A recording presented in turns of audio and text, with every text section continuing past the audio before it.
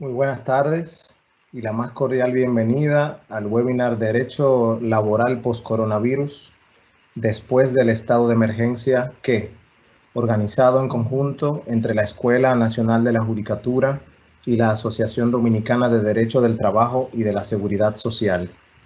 Gracias a Martín Bretón, Carlos Hernández y Javier Suárez por aceptar compartir con nosotros esta tarde en este diálogo sobre un tema de indudable actualidad y que despierta el interés de la comunidad jurídica por las incertidumbres a que nos enfrentamos ante la inminente salida del estado de emergencia en la República Dominicana y el restablecimiento de las actividades económicas en nuestro país. Quiero a continuación presentarles el perfil de cada uno de nuestros expositores de esta tarde.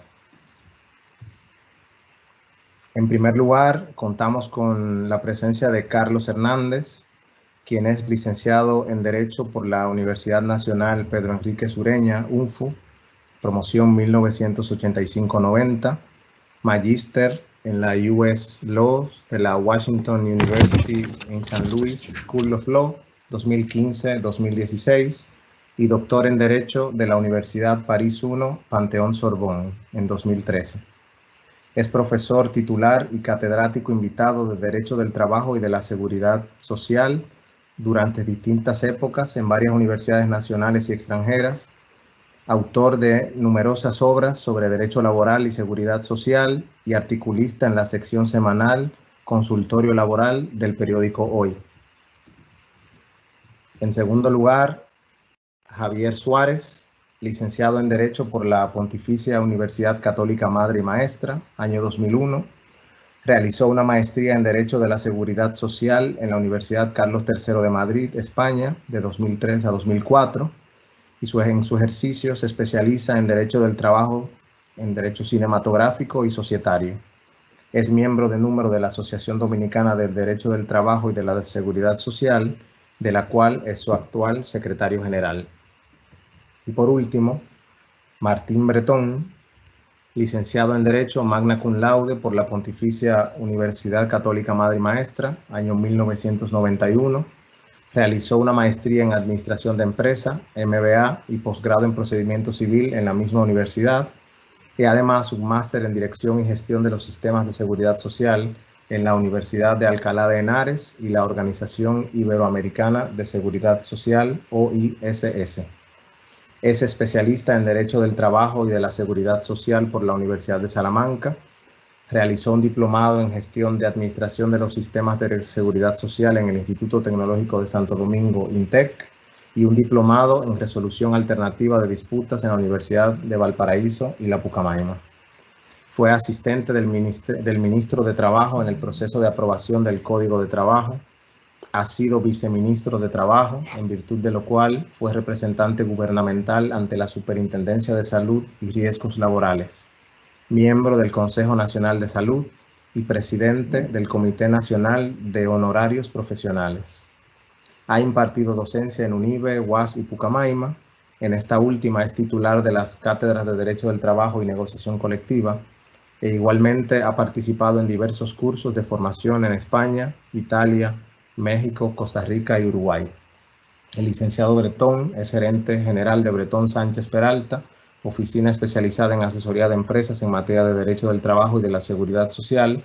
Igualmente es asesor del CONEP en asuntos laborales y actualmente es el presidente de la Asociación Dominicana del Derecho del Trabajo y Seguridad Social, filial dominicana de la Sociedad Internacional de Derecho del Trabajo y de la Seguridad Social. A propósito de él, doy la palabra a Martín para que, en su condición de presidente de la Asociación Dominicana de Derecho del Trabajo y de la Seguridad Social, también nos ofrezca unas palabras de bienvenida. Bienvenido, Martín. Muchas gracias, Dariel. Para la Asociación Dominicana de Derecho del Trabajo es de especial significación reiniciar la colaboración con la Escuela Nacional de la Judicatura para difundir y promover el estudio del derecho del trabajo y la seguridad social. Celebrar esta actividad un día previo al 1 de mayo, donde en casi la totalidad del mundo celebra el Día Internacional de los Trabajadores, es para nuestra disciplina un día especial. quiero aprovechar la ocasión para rendir tributo a un gran luchador del movimiento sindical dominicano, fallecido recientemente. Me refiero a Francisco Antonio Santos, patriota, sindicalista y emblemático secretario general de la combativa Central General de Trabajadores Dominicanos, CGT. Sirva esta actividad para rendirle tributo a su impronta y memoria. En lo personal, para mí es un placer compartir en el día de hoy con tres buenos amigos que conforman la segunda generación de destacados miembros de nuestra asociación. Me refiero a Dariel, que me ha presentado y es que el promotor de esta actividad, quien es hijo del ilustre profesor santiaguero José Darío Pepe Suárez, y Carlos Hernández y Javier Suárez, quienes son hijos de los dos primeros presidentes de la asociación, los maestros Lupo Hernández Rueda y Julio Aníbal Suárez. En el nombre de ellos y en el mío, queremos agradecer a la Escuela Nacional de la Judicatura tomar en cuenta a nuestra asociación y a ustedes que se han inscrito en esta actividad, esperando que la misma sea a su agrado y llene la expectativa de cada uno de ustedes. Muchas gracias, Martín. Paso brevemente a explicar la metodología que tendremos esta tarde. Cada uno de nuestros expositores tendrá un tiempo de 10 minutos para responder a esta pregunta que hemos planteado, que es, después del estado de emergencia, ¿qué? En relación con el derecho del trabajo, luego de finalizado el estado de emergencia por el coronavirus. Y entonces, luego de los 10 minutos agotados por cada uno de ellos, tendremos la oportunidad de compartir las preguntas que ustedes pueden ir formulando desde ahora hasta el final del webinar a través del chat dispuesto en el evento. Así que les animamos a que puedan ir haciendo sus preguntas y al final parte del equipo de la Escuela Nacional de la Judicatura hará una selección de las más importantes para poderlas formular y nuestros expositores irlas respondiendo. Así que doy en primer lugar la palabra a Carlos Hernández.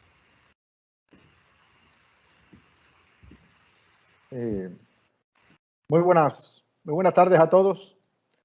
Ante todo, doy las gracias a la Escuela Nacional de la Magistratura y a su director, Dariel Suárez, por darme la oportunidad de participar en este concurrido webinar. Las gracias también a la Asociación Dominicana de Derecho al Trabajo por hacerme parte de este panel junto con los colegas y amigos Martín Bretón y Javier Suárez. Me corresponde, como ya anticipó Dariel, responder a la pregunta: ¿el derecho laboral en la época post-COVID qué? A estos fines he identificado lo que sería el mundo post-COVID en los tribunales, en el ámbito de la empresa y en el Ministerio de Trabajo. Y en ese mismo orden iré comentando las cosas que considero que ocuparán o serán novedad en cada uno de estos ámbitos. Empecemos con los tribunales de trabajo. A mi parecer, juzgado por mi experiencia y por lo que estamos viviendo en estas 6 semanas, y faltan 2, los tribunales de trabajo, además de las demandas conocidas, ordinarias, tendrán que lidiar y juzgar casos relativos a lo siguiente. Identifiqué las 10 principales acciones que considero novedad. Demandas por dimisión justificada por impago de salarios y suspensión ilegal del contrato de trabajo.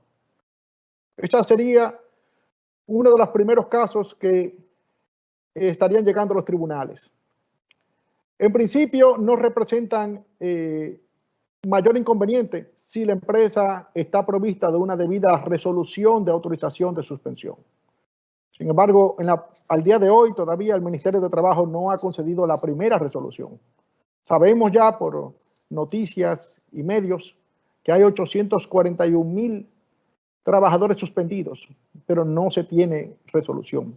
Solo antes de ayer salió la resolución 130-2020 del Ministerio, que es una resolución macro que prevé ser la base para avalar las suspensiones individuales que todavía no se han otorgado.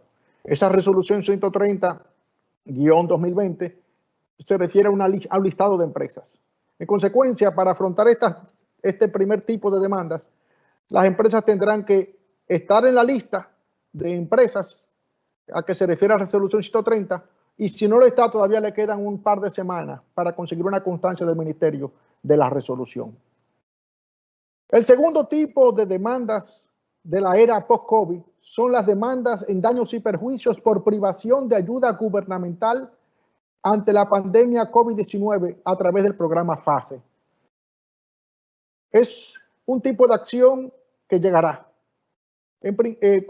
Cualquiera creería que como se trata de una ayuda gubernamental, no atañe a las empresas ni hay responsabilidad.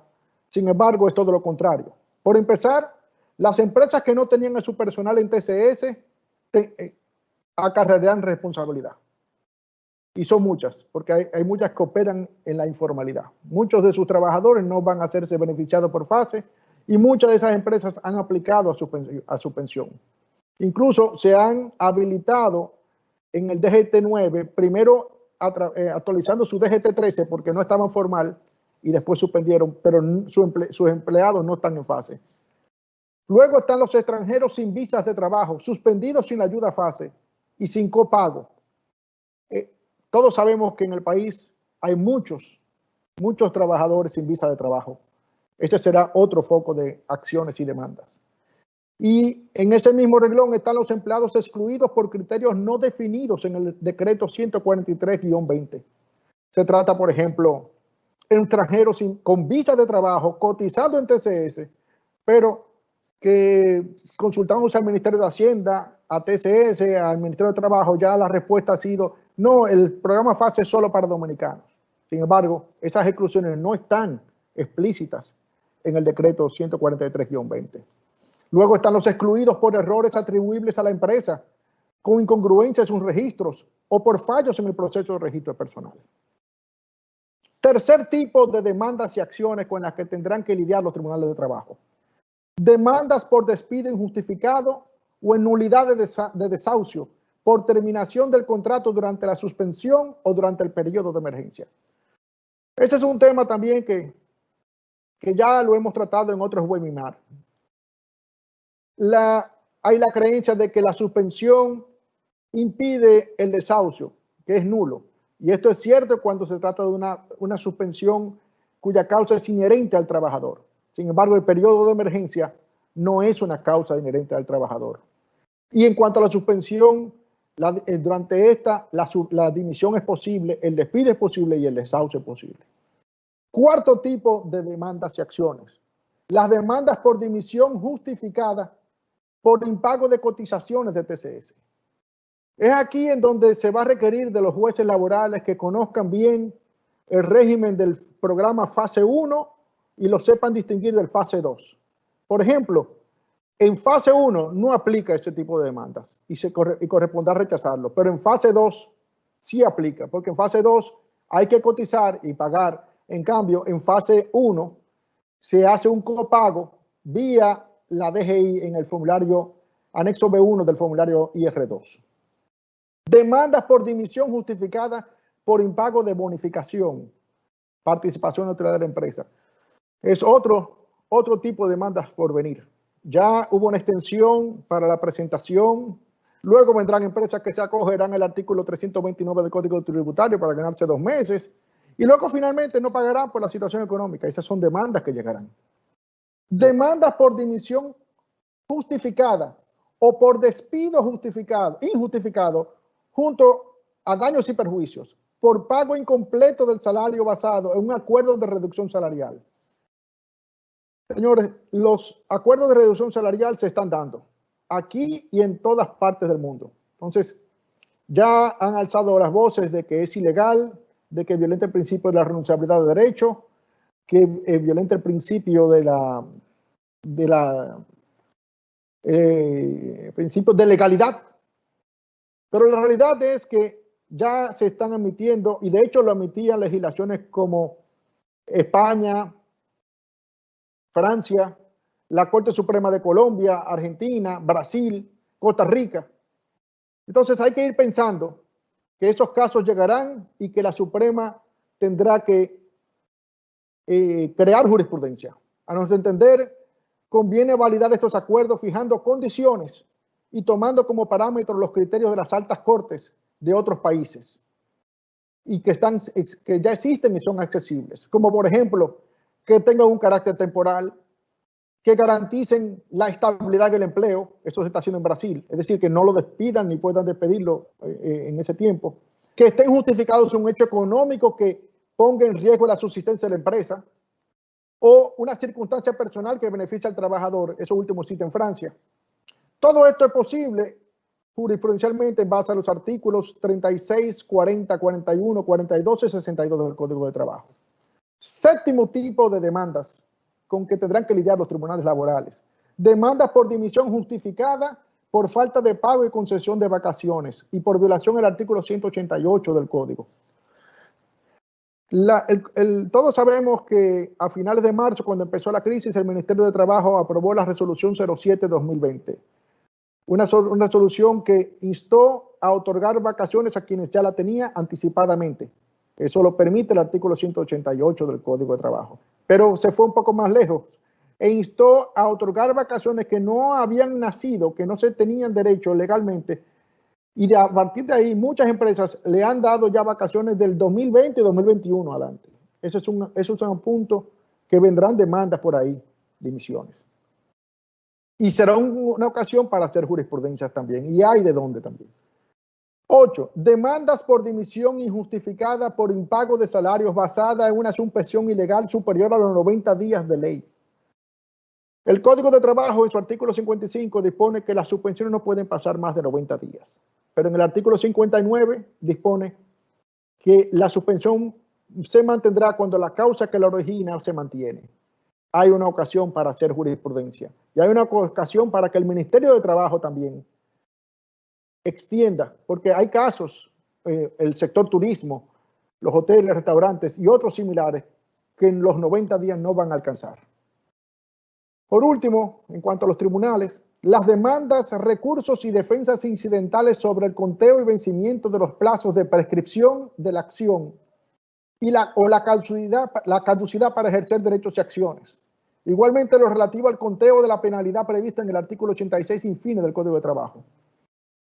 Sabemos todos que con el periodo de emergencia, el Poder Ejecutivo dictó un decreto que congeló el conteo de los plazos para comunicar obligaciones en las instituciones públicas. Por su parte, el Consejo Nacional del Poder Judicial también hizo lo propio. De modo que los tribunales les corresponderá tener un calendario para poder juzgar estos casos, porque hay muchos recursos de casación, de apelación, demandas por interponer cuyos plazos, ese es el otro de los casos con que tendrán que lidiar los tribunales. En el ámbito de la empresa. En el ámbito de la empresa, ya Javier Suárez va a tratar este tema. Yo simplemente voy a referirme un poco al teletrabajo.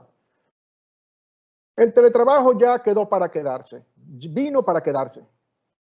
Ya se están dando los primeros casos. Yo mismo he visto, por ejemplo, instituciones educativas que me han llamado, mire, hemos controlado, la profesora no está cumpliendo, dejó los alumnos. ¿Y cómo usted se da cuenta? No, nosotros bajamos un app que controlamos y tenemos todo y sabemos. O sea, ya será la ocasión para que los tribunales juzguen y la Corte de Casación se establezcan jurisprudencias que fijen criterios, las condiciones del teletrabajo, las fronteras entre la vida laboral y la vida privada, cuándo termina la jornada, cuándo nacen las horas extras, el derecho a la privacidad, el aseguramiento, ¿hay o no riesgos laborales? Todo eso tiene que definirse. Las teleconferencias internas en la empresa ya se están dando casos. Yo he tenido casos de visitadores a médicos que no acuden o que él grabó, él está protestando que el supervisor le dijo que él lo tiene en la conferencia grabada. Hay que pensar ya que en el tribunal habrá que tener medios. Yo he tenido la ocasión en pocos casos de presenciar videos, pero ya esos medios telemáticos van a estar más presentes y va a haber que presentarlo como evidencias. El fomento y la preeminencia de la prueba electrónica o telemática versus las pruebas falsas. Ya la Suprema Corte en materia laboral ha emitido un par de jurisprudencias, una del 2006 y otra del 2019, sobre este punto, dando una validez probatoria juris tantum a las pruebas digitales. Pero vendrán las pruebas falsas. O sea que ahí será una ocasión para hilar fino, para establecer jurisprudencias. En el Ministerio de Trabajo. El Ministerio de Trabajo, en la época post-COVID, debe ampliar la accesibilidad y masificación de las certificaciones de higiene y seguridad laboral. Hoy en día, para que una empresa pueda estar certificada, tiene que seleccionar un asesor de la lista. Estas cobran 70,000, 100,000, 150, 200. Eso debe cambiar para que se masifique. Primero, hay que tomar en cuenta que el 95% son MIPYMES de los empleadores. Hay que tomar en cuenta el principio de la gratuidad, que está previsto en el artículo 729 del Código de Trabajo. Todos los registros, formalidades judiciales y administrativas deben ser gratuitas. Entonces, hoy en día, ya con la era post-COVID, la higiene y la seguridad laboral cobra valor, preponderancia. Y todas las empresas pequeñas, medianas, deben de estar habilitadas como tal, pero no puede tener ese costo que tienen. Yo diría que en el presupuesto anual del ministerio tiene que absorber eso, de modo que haya una masificación de las certificaciones, de modo que el ambiente laboral esté adecuado ahora en tiempos de coronavirus. Siguiendo el éxito del SIRLA, el sistema operativo del ministerio, hay que habilitarse electrónicamente las acciones individuales de personal, servicios de inspección, comunicaciones de despido, de abandono, de desahucio. El SIRLA está operando desde el 2010 y ha probado ser un éxito, y ahora en esta coyuntura aún más. Pero el SIRLA se refiere a todo lo relativo a registros del personal en sentido colectivo, pero hay que extender esto a los servicios de inspección, a las comunicaciones a diario, de despido, todo eso tiene que ser telemático. Hay que consolidar el enlace entre el Ministerio de Trabajo, la TCS, la DGI, provocando una simplificación de los procesos para las empresas. En esta época se ha verificado esto. Las solicitudes de suspensión se hacen por el SIRLA en el DGT-9, pero las reclamaciones han tenido que hacerse por el SWIR, que es donde opera la TCS. Evidentemente no están plenamente unificados, eso hay que hacerlo. Tiene que ser como hoy en día quien registra un empleado en TCS ya está en Infotep. Eso tiene que unificarse para simplificar las cosas. Por último, con el ministerio, las concesiones de las suspensiones más allá de los 90 días. Eso ya lo tratamos. Hay sectores que no van a resistir más de ahí. Hay un punto que no quiero dejar de mencionar, no es estrictamente laboral, pero es el de la ley 141-15 sobre reestructuración mercantil. Será la época post-COVID el momento definitorio existencial de esa ley. ¿Es ahora o nunca?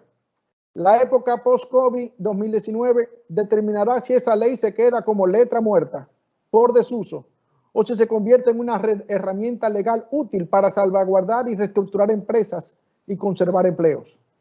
Hasta ahora, los pocos casos no han cuajado, unos debido a una documentación insuficiente.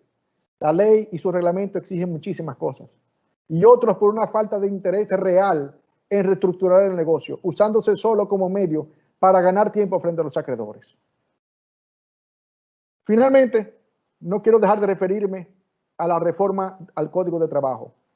Se me ha hecho esa pregunta ya. ¿No es la época del post-COVID para reformar el Código? Carlos, perdón, solo para que hagas el ejercicio de apagar y volver a encender el micrófono, porque nos están reportando que no se está escuchando. Entonces solo queremos validar si hay algún problema en el micrófono. ¿Se escucha ahora? Vamos a desactivarlo y vamos a volverlo a activar. actívalo y entonces sigue y lo confirmamos. De acuerdo. Intentemos ahí.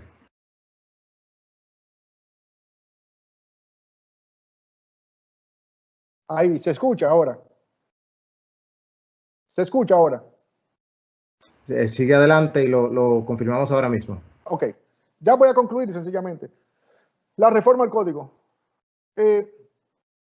Ya he comentado en otros medios que entiendo que no hay que precipitarse. La época post-COVID trae cosas nuevas. Surgirán jurisprudencias. Hay que lidiar con todo lo novedoso, el teletrabajo, la proliferación de la prueba telemática en los tribunales, todo lo que tiene que ver con este periodo de fase, suspensiones. Yo he tenido el privilegio de estar en los procesos de diálogo de reforma al código desde el 2013 para acá, 7 años.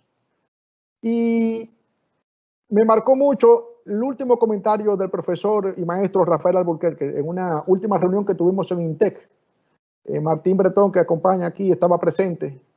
Y el maestro Alburquerque comentó, miren, yo soy un hombre de OIT y como tal pienso que las reformas deben ser puntuales. Debe preservarse el código, la legislación general e ir adaptando la legislación según las necesidades.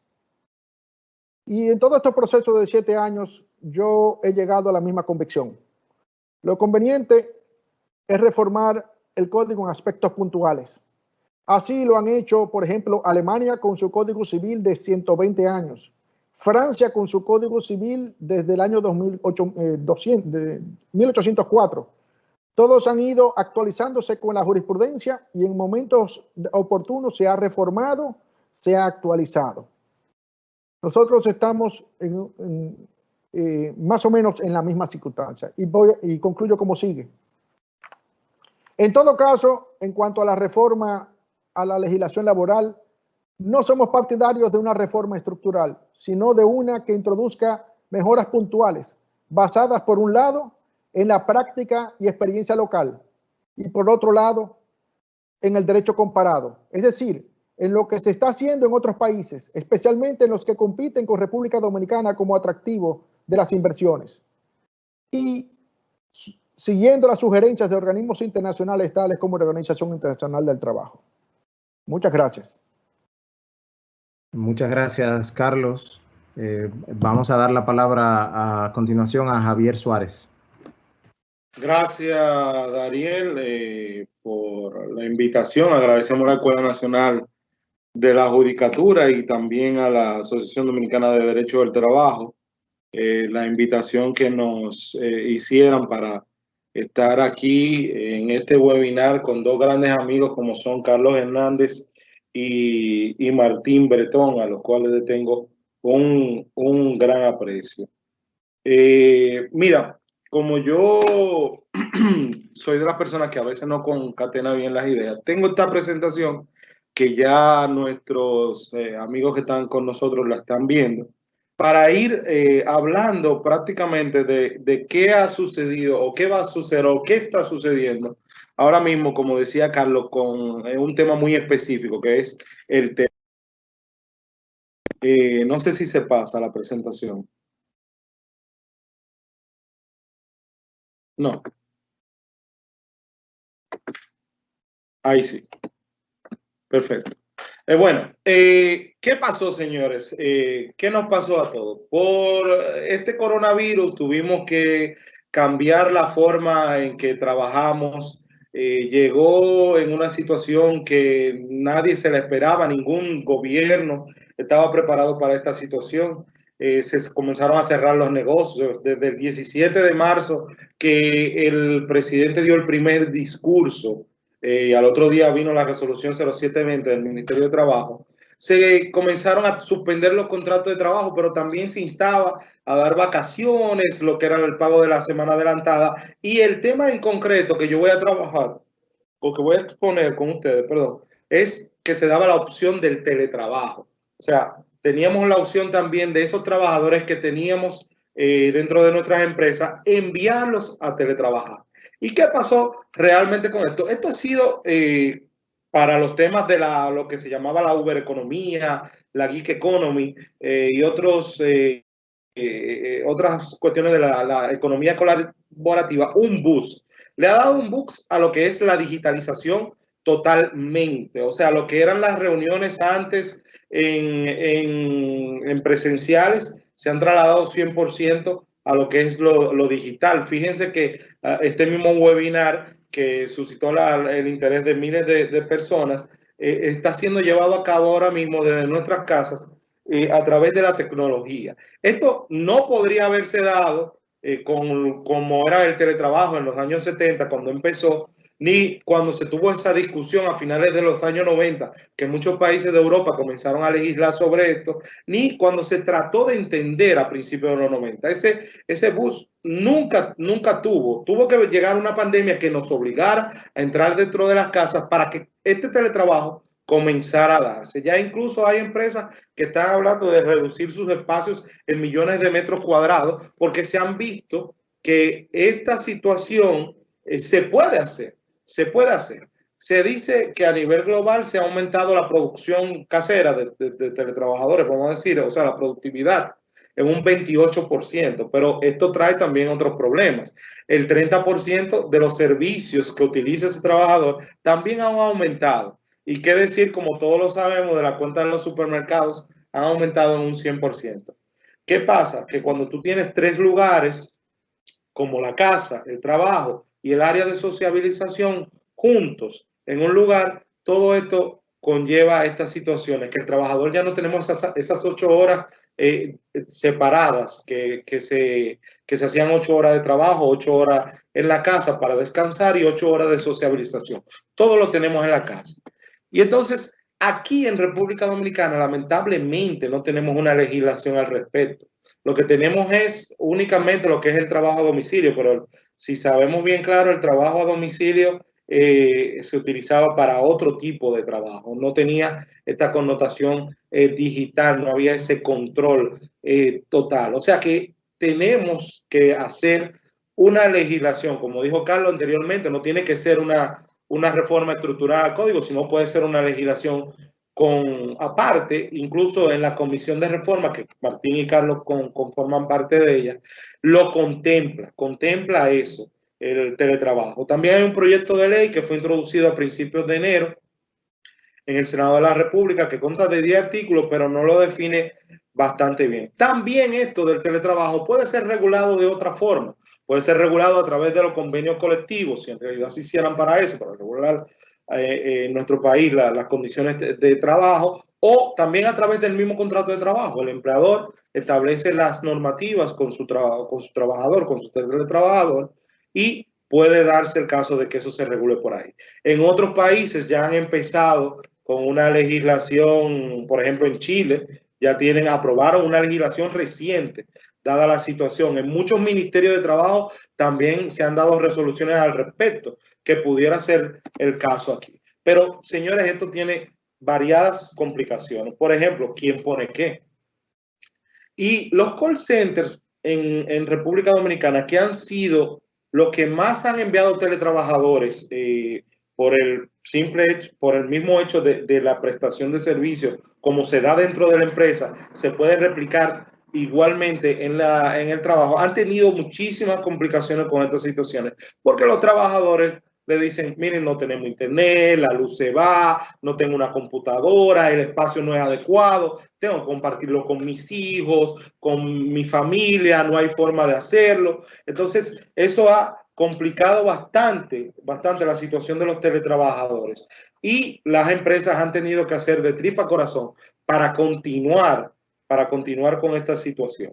Pero así como eso tiene sus complicaciones, también debemos de averiguar, de tener en cuenta las situaciones que esto va a crear a nivel de derechos fundamentales. Por ejemplo, vamos a poder grabar a los trabajadores, vamos a violentar su derecho a la intimidad.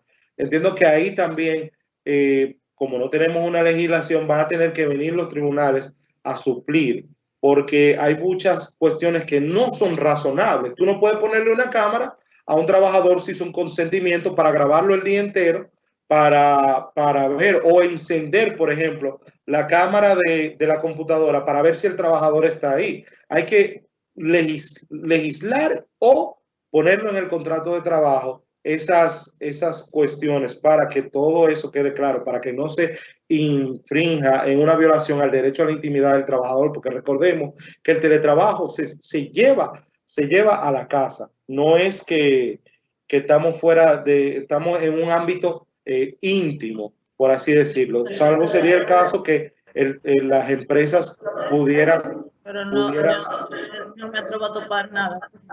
Se escucha, pudieran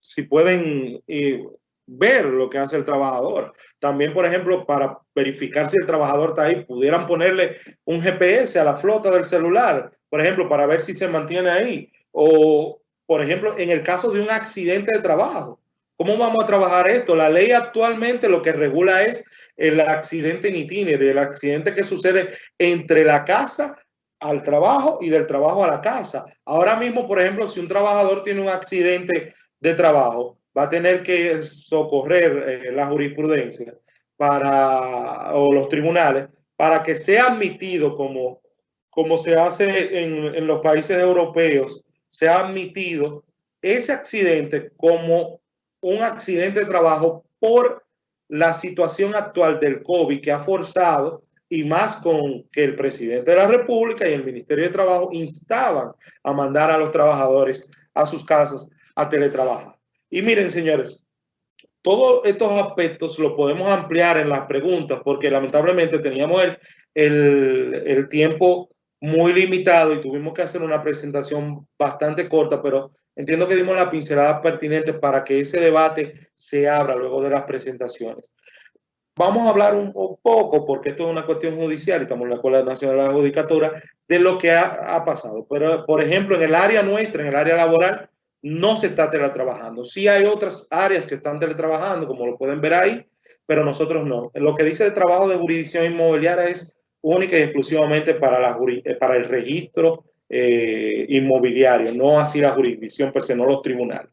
Pero nosotros, el área laboral, no estamos trabajando, los tribunales están cerrados, pero a raíz de esto nosotros pudiéramos hacer y utilizar, por ejemplo, las plataformas como Teams para hacer las conciliaciones vía esta plataforma. Las conciliaciones, todos sabemos, en el mundo del derecho del trabajo, que no necesitan la presencia, incluso a veces hay gente que ni siquiera va demandado. Entonces pudiéramos hacer la conciliación así, y ya en cuanto a la prueba y el fondo, sí no pudiéramos teletrabajarlo porque tenemos la cuestión de los testigos, que debería de ser muy presencial. Es una cuestión que para mí el juez debe de estar delante de los testigos para ver si se habla correctamente o no, porque en una plataforma como esta yo pudiera tener un equipo de producción detrás de mí de 800 gente diciéndome qué responder o no.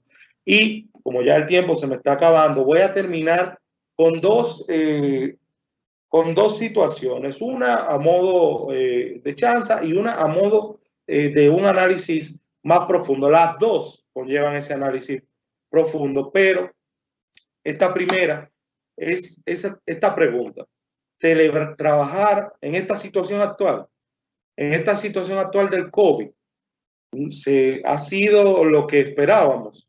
Yo creo que no, que para todos esto no ha sido lo que nosotros entendíamos por teletrabajar. Muy idílico, muy bonito en todos los libros que hacen el estudio, pero la realidad ha sido otro. Este ha sido el experimento global más grande del teletrabajo y creo que real y efectivamente no ha sido exitoso.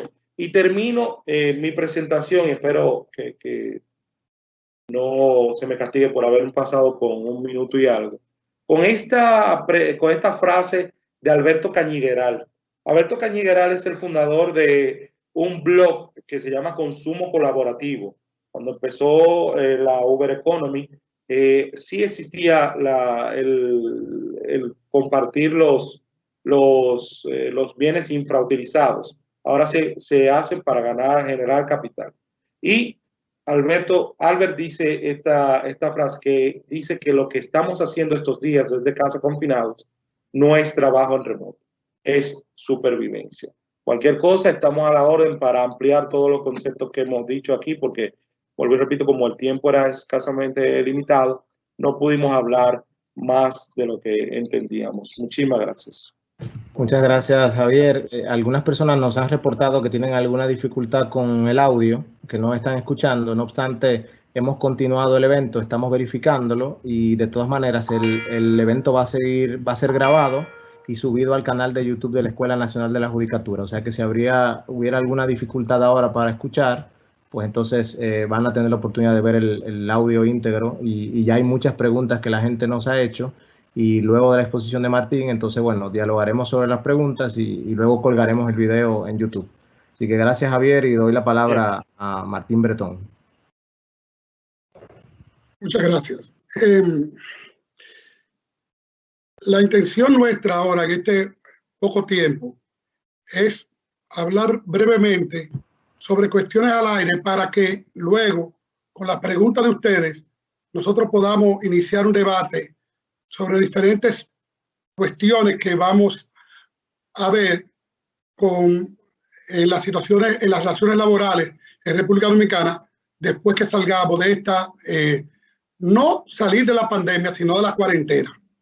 Porque salir de la pandemia o salir del coronavirus, hay quienes dicen que hasta que no haya una medicina o una vacuna, no vamos a poder salir completamente. Entonces, lo que se está previendo es que nos mantengamos ya activos, pero con una incidencia menor del virus, porque a medida que las personas van superando, se vuelve como barrera. En ese sentido, para hablar, yo he querido un poco no tocar temas muy profundamente, sino más bien tratar algunos aspectos, sobre todo para no, diríamos, replicar lo que se ha dicho y que algunos de nosotros que ha participado en diferentes debates ha dicho. Lo primero que quiero decir es con relación a la realidad. Evidentemente, esta cuarentena, esta pandemia, los efectos que ha tenido en las relaciones laborales dominicanas no estaban previstas ni en la legislación laboral ni en lo que tenemos como sistema dominicano de seguridad social. En la legislación laboral simplemente teníamos la parte de que había una posibilidad de terminar el contrato, de suspenderlo, si la imposibilidad era momentánea.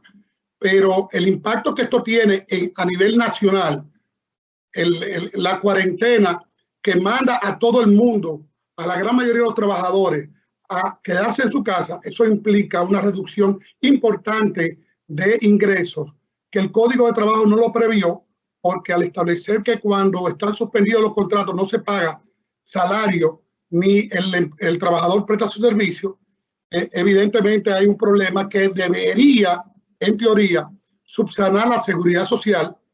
Y hay que decir que la ley de seguridad social nuestra contempla la posibilidad de establecer un seguro de desempleo, y este seguro de desempleo no se ha podido instalar en el país porque no ha habido, diríamos, la coyuntura propicia para esto. Pero una de las enseñanzas que nos ha dado esta pandemia es que evidentemente los sectores políticos y sociales debemos sentarnos para ver si instalamos por primera vez un seguro de desempleo formal en la República Dominicana.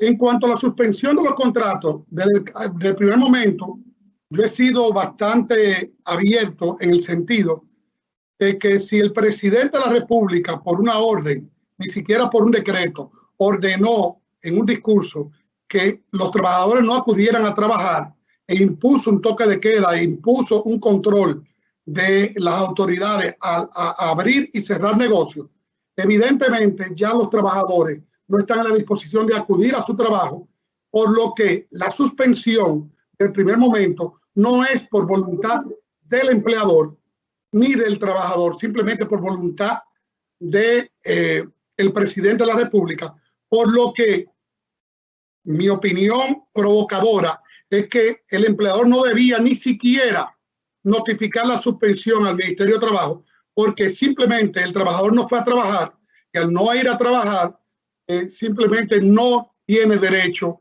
a recibir salario. Y en ese sentido hay una suspensión de hecho porque al trabajador se le impide ir a trabajar y al empleador se le impide abrir el negocio, y por lo que no hay que solicitar esa suspensión. Esto lo digo porque si bien es cierto, y bien lo dice Carlos, el sistema del Ministerio de Trabajo ha funcionado muy bien, y yo siempre he destacado la gran labor que ha realizado los funcionarios y empleados del Ministerio de Trabajo, quienes se han fajado increíblemente. A mí me consta que tanto los altos funcionarios como personas a nivel medio técnico han trabajado casi 24 horas los 7 días a la semana para que podamos tener esa respuesta que hemos tenido con relación a la suspensión y el acceso al FASE. Pero la verdad es que no todos los empleadores dominicanos han podido acceder al CIRLA. No todos los empleadores dominicanos en la geografía nacional tienen el nivel de acceso a la informática para poder, a través del CIRLA, procurar la suspensión de los contratos y mucho menos procurar la asistencia al programa FASE, por lo que yo entiendo que los jueces deberían ser, y aquí viene, diríamos, el criterio nuestro, deben ser muy flexibles en que si a partir del discurso del presidente el jueves 17 de marzo hasta el momento que se ordene el levantamiento, evidentemente hay que ser muy flexible con relación a la suspensión de los contratos, porque evidentemente los trabajadores no estaban en la disposición de ir a trabajar, ni el empleador de recibirlo. La otra parte que quiero ser un poco provocador es con relación a los acuerdos. Tanto la suspensión como los acuerdos es una forma de garantizar el trabajo. La OIT ha dicho que hay un riesgo de que muchos empleos se pierdan, tanto el sector formal como el sector informal. Y una de las cuestiones para evitar que haya tanto desempleo es que se permita la suspensión, como ya lo he dicho, de manera laxa, de manera abierta, y que haya validez a cualquier tipo de acuerdo que puedan llegar empleadores y trabajadores. Los primeros acuerdos que nosotros hemos fomentado son los acuerdos de suspensión de forma voluntaria, pero también así se puede prever acuerdos para disminuir la jornada de trabajo, ya no una jornada completa de 24 horas a la semana, sino más bien de jornada media de trabajo de 22 horas a la semana, o de 30 horas a la semana, o de 15 horas a la semana. Estos acuerdos son muy válidos, y lo digo con fundamento en el derecho del trabajo, porque Carlos se refería a que otros países lo han permitido de manera jurisprudencial, pero no es una cuestión de jurisprudencia, es una cuestión de derecho. El Código de Trabajo permite acuerdo entre empleador y trabajador. Ese acuerdo entre empleador y trabajador que se hace en libertad es muy válido. ¿Qué no se puede hacer en las partes? Violentar el mínimo de ley, y eso lo dice el principio de irrenunciabilidad de derechos, que dice que el trabajador no puede renunciar a las normas mínimas establecidas en la ley y en los convenios colectivos. En cuanto al salario, la ley lo único que establece es que el empleador y el trabajador deben respetar por lo menos el salario mínimo. Por lo que si un trabajador devenga un salario por encima del salario mínimo, es porque hubo una voluntad tanto del empleador como del trabajador para establecer ese salario. Ese salario por encima del mínimo no es una imposición del Código de Trabajo, es un ejercicio de la libertad de las partes. Y así como ellos pudieron establecer salarios de 20,000, de 30,000, de 40,000, de 50,000 pesos, porque el negocio estaba bien, porque la actividad económica del país estaba bien, evidentemente ellos pueden llegar a un acuerdo para disminuir, ya que el negocio no está yendo tan bien porque la actividad económica del país no está bien. Y ese acuerdo es muy válido porque no afecta el mínimo de ley establecido al amparo del salario mínimo establecido por el Comité Nacional de Salario. También quiero aprovechar esta presentación para referirme a otro tema espinoso, y estoy hoy un día un poco provocador y lo estoy haciendo un poco adrede, tratando de crear controversia y poder iniciar los debates sobre los diferentes temas. Me quiero referir al proyecto de ley que consta en el Congreso con relación a permitir a las personas que han cotizado a la Seguridad Social poder sacar de sus ahorros el 30%. Yo quiero decir que yo he identificado en las personas que están reclamando esto dos tipos de personas. Unas que están en contra del sistema y otras que verdaderamente ven como una solución de que le devuelvan parte de su trabajo para ellos poder complementar un salario como el que tuviera. Y yo, si bien es cierto que las dos visiones son válidas, yo encuentro una más apropiada que otra. Lo digo porque el sistema de seguridad social dominicano, y yo he visto a varias personas que no son expertas, que no estudiaron seguridad social, pero que han tratado mucho el tema y están en los medios de comunicación, a referirse acabando con el sistema dominicano de seguridad social. Y yo le quiero decir a estas personas que este sistema dominicano de seguridad social no se hizo de la nada, se hizo de una vivencia que habíamos tenido los dominicanos. Esta vivencia lo hemos tenido los dominicanos, lo tuvimos con el Instituto Dominicano de Seguro Social, el IDSS, que todos sabemos que era inoperante, que había mucha corrupción y que en sentido general no cumplía su cometido. También tenemos el que en República Dominicana también quebró el Banco de los Trabajadores, una cuestión, diríamos, única, porque ese Banco de Trabajadores se apropiaba de unos recursos que invertían los trabajadores, que en principio, para que quebrara, debía ser por una cuestión, diríamos, de problemas macroeconómicos que no lo había para que este Banco de los Trabajadores quebrara. En ese sentido, la gran mayoría de las personas de mi generación, y lo digo con, diríamos, con mucha realidad, en el sentido que tenemos 50 años, no confiamos en el Estado como administrador de los recursos financieros propios. La gran mayoría quisiera que los recursos financieros los administren las empresas privadas, porque nosotros sabemos que históricamente las empresas del Estado no han sido buenos administradores. Otro ejemplo que podemos determinar es estas empresas que tenía Trujillo y que después de la caída del régimen fueron nacionalizadas, todas las empresas quebraron. ¿Por qué? Porque el Estado dominicano no ha sido bien administrado por las personas que lo han puesto. Por lo que este sistema dominicano tiene una dualidad de que es un sistema público que lo controla el gobierno a través del Consejo Nacional de Seguridad Social y los organismos que pertenecen al sistema. Tiene colaboración privada para la prestación de los servicios.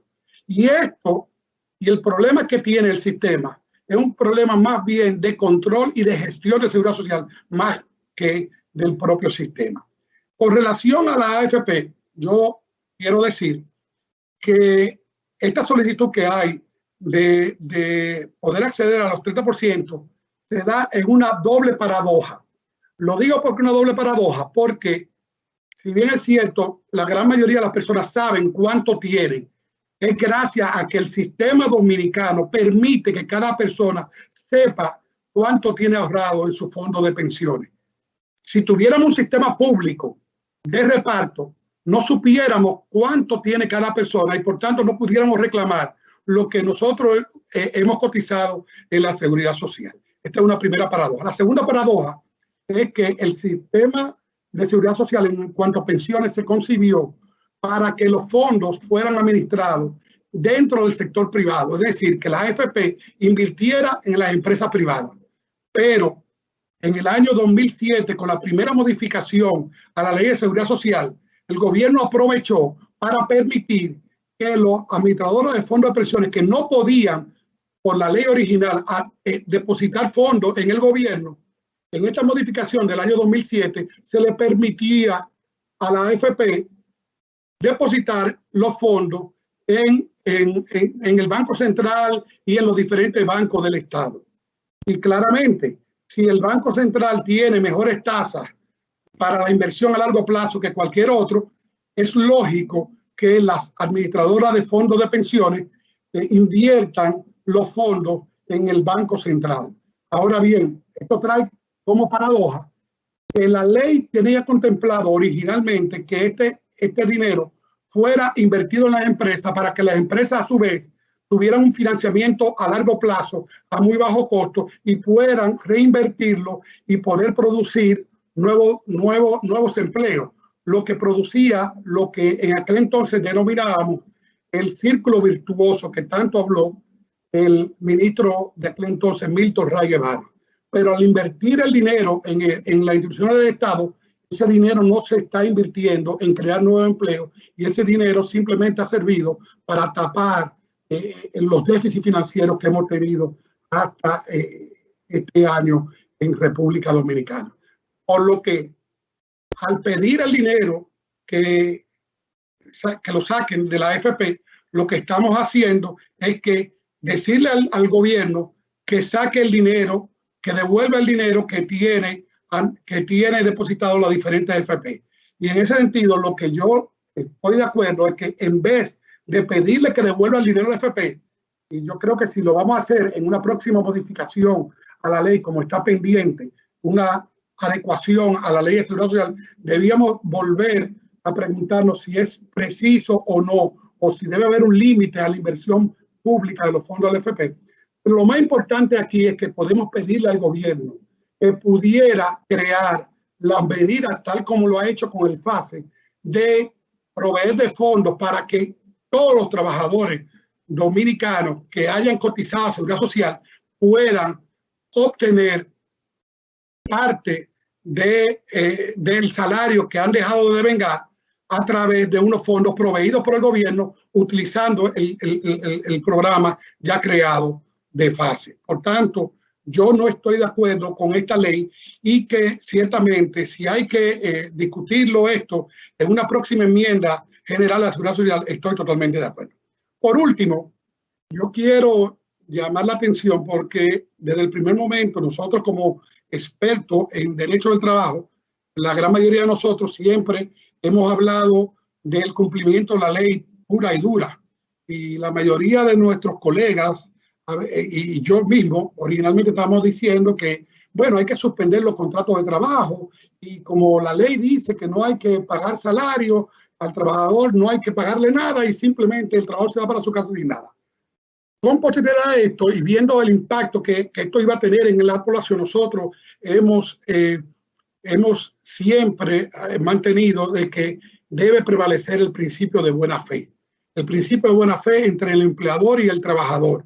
El empleador debe procurar que si tiene los recursos financieros, a pesar de que la ley no le obligue a pagar los salarios, debería procurar pagar los salarios. Y todavía estamos a tiempo a que los empleadores lo hagan.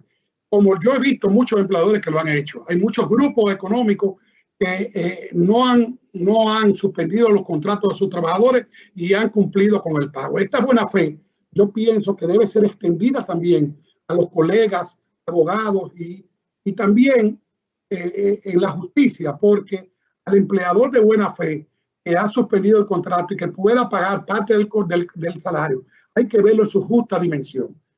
Que en esta pandemia, en este mal que ha sucedido en el país, que las personas que quieran pescar en río revuelto no se salten con el salto y la limosna y que podamos, en una forma u otra, como siempre lo hemos hecho, salir de esto de la mejor forma posible.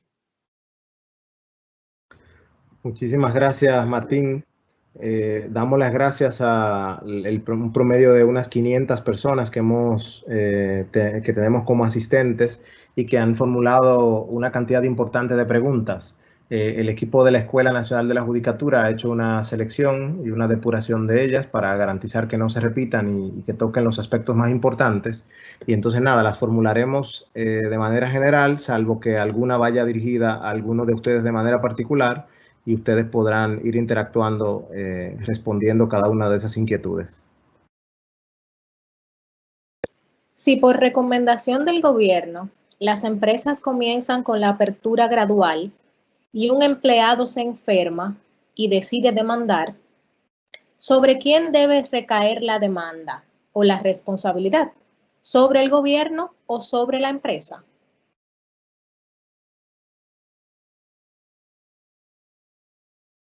¿Qué demanda? Javier. Javier. Bueno, no va a caer sobre nadie, porque el problema es aquí averiguar en qué momento se enferma el trabajador, porque podría enfermarse dentro del lugar de trabajo o fuera de él. Si el empleador dentro del trabajo tiene impuestas las consideraciones del lugar, o sea, las reglamentaciones de salud y trabajo, más allá, como decía Carlos antes, que debemos de ver eso, más allá, separados los trabajadores a 2 metros, con mascarillas, con guantes. Entonces, podría decirse que no lo obtuvo en el trabajo, porque luego de ahí, quién sabe dónde puede tenerlo. Entonces, eso va a ser una discusión de quién tiene la responsabilidad. Si en realidad lo obtuvo en la calle con su familia o si volvió a la empresa y lo obtuvo en la empresa. Es muy difícil determinar esa responsabilidad. Martín quiere decir algo de eso. Con relación a esto, demandar ¿por qué? Porque si un trabajador comienza a trabajar y se enferma, en principio el trabajador, primero el empleador que va a admitir al trabajador debiera tener todas las normas que ha dictado el Ministerio de Trabajo para resguardar la salud de los trabajadores. Pero no obstante esto, nosotros sabemos que muchas personas que tienen la debida protección se enferman, porque la forma de infección es muy fácil enfermarse, tal vez no sea en el mismo trabajo, pero no importa. Si el trabajador está protegido por la ley de seguridad social, no hay que demandar a nadie. El trabajador simplemente se va a aislar y a los demás compañeros también deberían aislarlo para que tengan una cuarentena, para que ellos mismos no puedan ser infectados. Y entonces, simplemente, ellos van a ir a su casa y o ya sea riesgos laborales o ya sea la superintendencia de los riesgos laborales, le va a cubrir parte de su salario. Por tanto, no hay que hablar de demanda, simplemente que al trabajador se le dé asistencia médica y de salario y simplemente pasar la enfermedad y si Dios quiere se pueda reintegrar una vez terminada la enfermedad. De acuerdo, siguiente pregunta. ¿Es correcto notificar a la empresa el estado de gestación durante la suspensión de labores? Por la situación que se está dando, las empresas podrían desahuciar a una mujer embarazada solo pagándole la liquidación del lugar como a todos, por igual.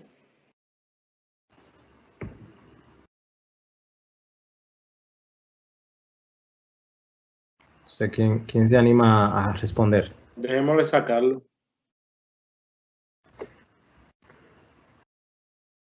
¿Qué tal? Primero, si está suspendido y ella comunica su estado de embarazo, hay que reportar el embarazo a través de la CISARRIL, llenar el formulario, hacérselo llegar a ella para que se lo haga a su médico tratante. Se llena todas las formalidades para que ella pueda luego estar habilitada para recibir el subsidio, todos los subsidios, el de lactancia a futuro, el de maternidad y todo eso. Durante la suspensión, ella está suspendida, no cobra, porque hay que distinguir que el hecho del embarazo no quiere decir que ya ella va a estar cobrando. Cuando usted de licencia de maternidad, sí ella estaría cobrando. En cuanto al desahucio, esto no es posible. No es posible desvincularla. De hecho, está suspendida tampoco. Por 2 razones no puede ser suspendida. Lo prevé el artículo 75. No puede ser suspendida porque es un hecho inherente a su persona, lo prevé un artículo del Código, el 75, y porque está embarazada. O sea que... De acuerdo, muchas gracias, Carlos. Siguiente pregunta. ¿Cómo visualizan ustedes los retos en los tribunales de trabajo con miras a la implementación de las audiencias virtuales y la digitalización?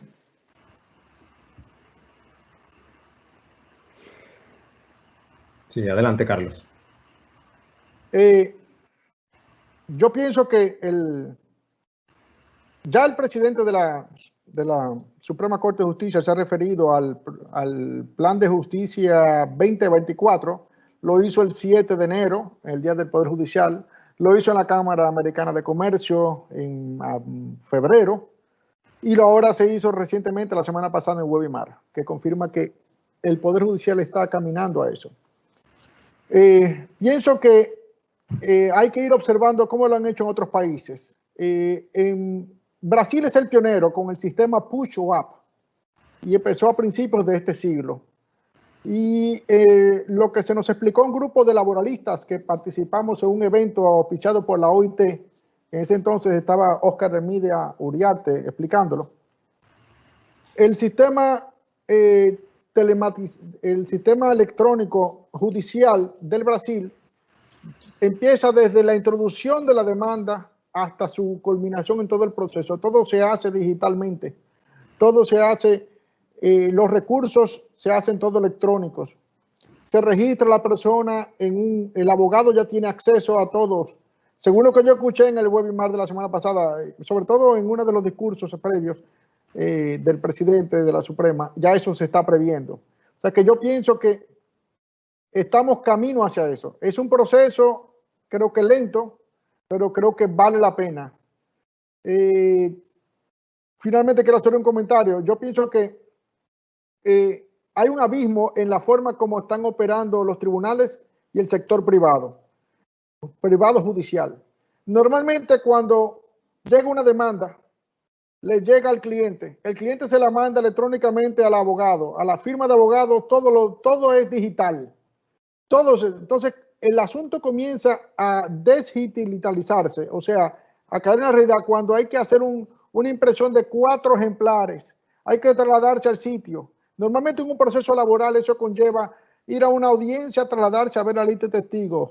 Tiene que uno ir a depositarla. O sea, yo creo que estamos ya en el tiempo y en la época post-COVID acelera las cosas para que una lista de testigos se pueda hacer virtual, sin tener que ir a trasladarse, para que el expediente esté virtual y uno pueda ver el escrito del otro y replicarlo todo. O sea, en cuanto a la pregunta específica que se hizo de cómo serían las audiencias virtuales, ya hay, el mismo Javier habló de la dificultad del testigo, ya hay un poco más, es delicado, pero yo sí creo que podemos avanzar en lo que tiene que ver con todo el proceso, siguiendo el modelo brasileño.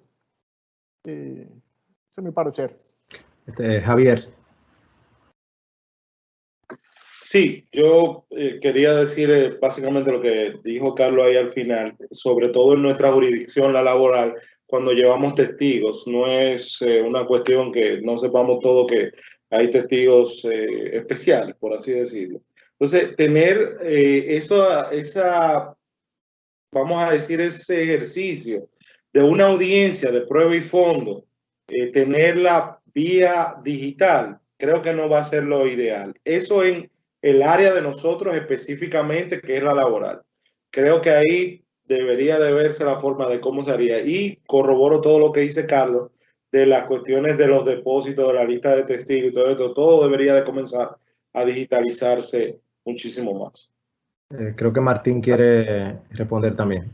Sí, Carlos habló un poco del webinar pasado a la escuela.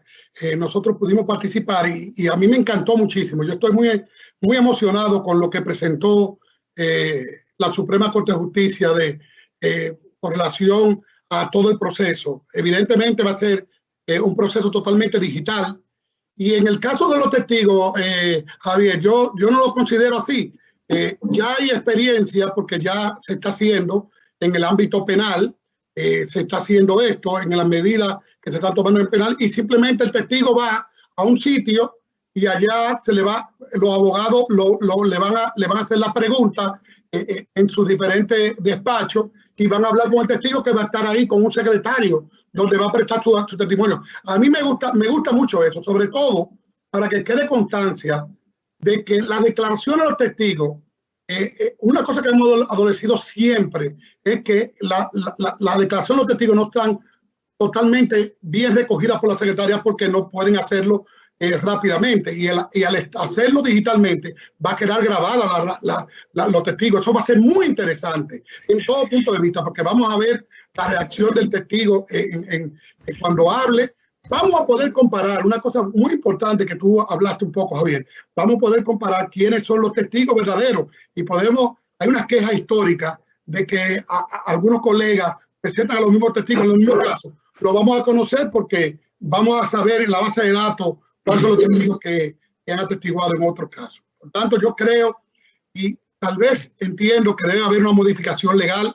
Pienso que la Suprema está tratando de que no haya necesidad de esto, pero pienso que debe haber una necesidad legal, sobre todo por la cuestión de las notificaciones y todo esto, que en materia laboral no es como materia penal. Pero estoy muy contento y creo que sí, que va a ser un éxito que hagamos esto por vía virtual. Un puntico que quería decir ahí en lo que dice Martín al final. Lo que yo sí creo que los abogados pudieran estar en sus despachos, pero el testigo per se debe de estar delante del juez con la secretaria y sí grabarlo. Porque es que si tú me dejas un testigo en el despacho de un abogado y el testigo va a dar las declaraciones detrás del despacho del abogado, es lo que te digo, detrás de la pantalla puede haber una producción de todo el tamaño para que ese testigo responda adecuadamente. Ese es el parecer. Debe estar siempre, para mí debe estar siempre delante del juez. Martín, ¿querías contestar algo a eso? No, para decirte, Javier, que el testigo no va a ser una producción porque va a ser una secretaría que va a testiguar.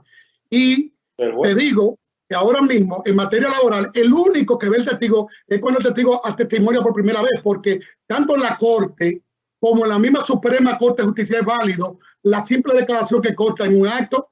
Entonces, ahora vamos a poder acceder tanto en apelación como en la Suprema Corte de Justicia con la declaración verbal, con la grabación que hay. Por tanto, yo creo que ganar con eso que hay. Muchas gracias por sus atinadas observaciones. Solo quiero acotar que el Poder Judicial está ponderando la realización de guías y protocolos para cada una de las materias. Es decir, que eventualmente cuando se pudieran ejecutar las audiencias virtuales en las distintas materias jurídicas, cada materia tendrá sus propias reglas, ¿no? Y sin duda estas opiniones son valiosas para construir positivamente todo lo relacionado a las audiencias en materia laboral. Hacemos una siguiente pregunta. Ya que los trabajadores se están quedando en casa, ¿se puede reportar como accidente de trabajo cualquier contratiempo que les surja al trabajar desde su casa, tomando como punto de partida que haya ocurrido dentro del horario laboral? Bueno, es lo que decíamos ahorita del teletrabajo. La situación va a ser compleja. De mi perspectiva, si está dentro del horario laboral, en principio pudiera entenderse que es un accidente de trabajo, pero eso hay que probarlo en un tribunal. Y como yo decía en mi presentación, lo que sí está el accidente en itinere, no está este teletrabajo que está dentro de una casa. Ahora mismo estamos confinados dentro de la casa. Entonces, que el trabajador se pare trabajando en su computadora a ir a buscar un vaso de agua para entregárselo a su hijo y en ese interín se resbala, ¿es un accidente de trabajo o es un accidente laboral, es un accidente normal en la casa? Esa es la pregunta. Entonces ahí es que vamos a tener que ver la diferencia y los jueces son los que van a tener que determinar eso al final del camino. Martín. Es importante señalar lo siguiente. Lo que tenemos ahora mismo no es teletrabajo que estaba hablando Javier, porque y hay una gran diferencia y esto hay diferentes legislaciones sobre este tema. Un país emblemático en teletrabajo en toda América es Colombia. La ley colombiana dice que no es teletrabajo quien presta servicio de manera normal en la empresa, pero por una circunstancia los presta en su casa. En este caso, lo que tenemos son trabajos normales que se están prestando en la casa. Y a la pregunta de que si un trabajador que está trabajando en su casa tiene un accidente de trabajo, evidentemente que sí, que lo cubre porque está trabajando en su trabajo. Y por tanto, en ocasión de su trabajo, si tiene ese accidente, será cubierto. Ahora bien, la administradora de riesgo laboral nuestra, que es bastante exigente, y yo pienso que es muy bien administrado los fondos, pero también muy exigente en el sentido de que van a tener que demostrar bien que fue un verdadero accidente que va a tomar una persona que está trabajando en su casa, porque y es importante destacar lo siguiente también, la diferencia entre el trabajo a domicilio, que tenemos el Código de Trabajo Dominicano, y el teletrabajo per se, es que el teletrabajo tiene que tener obligatoriamente una utilización de informática. En cambio, el trabajo a domicilio que teníamos históricamente, que es el trabajo de pequeño negocio, era más bien de artesano, costurero y todo esto. Entonces, son dos cosas totalmente diferentes. El teletrabajo formal, que se llama así, hay diferentes acepciones, pero tiene que mediar la utilización de la informática, el acceso del trabajador a una plataforma de informática de la empresa. Si no hay esto, hay un trabajo en la casa, pero no teletrabajo. Solo compartir algunos comentarios que están haciendo en vivo de alguien que no comparte el ejemplo del vaso de agua, porque eso no es parte de su contrato de trabajo. Y aprovecho de todas maneras a conectar una pregunta que nos hacen en relación con el fundamento del teletrabajo, es decir, que si es el artículo 266 el que regula el trabajo a domicilio, el que va a regular el teletrabajo, y es decir, si es aplicable dicha legislación al teletrabajo, conectando con lo que planteaba Martín. Como dijo Martín ahí, no va a ser así. Hay gente que sí lo asimila al trabajo a domicilio, pero la prestación, como bien señaló Martín, se hace a través de medios telemáticos, o sea que hay una diferencia abismal. Estamos hablando del trabajo a domicilio, una cuestión que estuvo hecha para artesanos prácticamente, cuando pasaban en carreta a buscar la producción. El mundo ha avanzado demasiado y se puede teletrabajar no solo desde la casa, sino desde coworking y muchísimas situaciones, pero todo ese teletrabajo se hace a través de VPN, que son redes con estricta seguridad en las empresas. Entonces, hay gente que sí lo asimilaría al trabajo a domicilio, pero de mi parte, de mi caso, en mi opinión, no. Debemos de tener una legislación adecuada para ello. Que implicaría modificar el Código de Trabajo. O hacer una legislación aparte, o ponerlo en los contratos o los convenios colectivos. Ok, Martín, de acuerdo. Ahora mismo lo que tenemos es el mismo contrato de trabajo, no hay nada. Tenemos un contrato normal que se le ha liberado al trabajador de prestar servicio en vez de la oficina en la casa. Pero un contrato normal regulado por el Código de Trabajo en su artículo 1 del Código. Carlos, ¿quieres hacer algún comentario sobre esto? Corroboro lo que dice Martín. De acuerdo. Muchas gracias. Pasamos entonces a la siguiente pregunta. ¿Pudieran hablar de las empresas que han suspendido a sus trabajadores, los someten al programa FASE y los envían al teletrabajo a cambio de solo una proporción de su salario?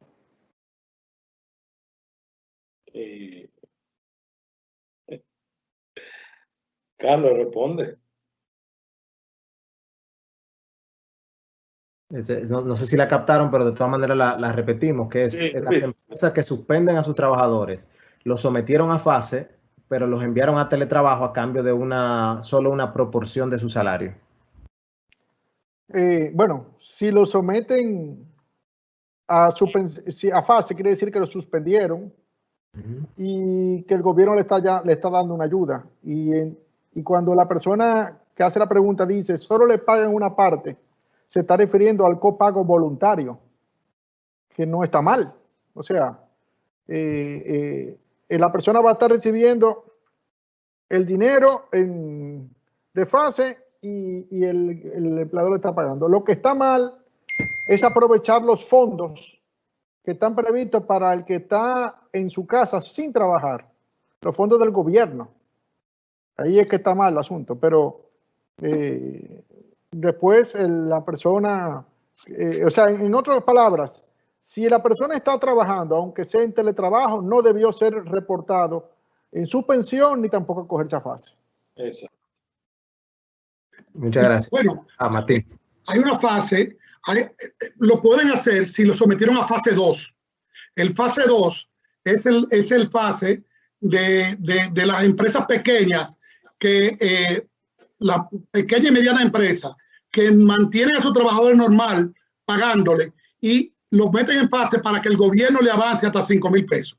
Yo conozco de varias empresas que han hecho esto, que a los trabajadores lo han mandado a su casa, están trabajando en su casa y lo han sometido al fase 2. ¿Para qué? Para que el gobierno le pague 5,000 pesos y ellos después le complementan el salario. Eso es muy válido y eso es correcto.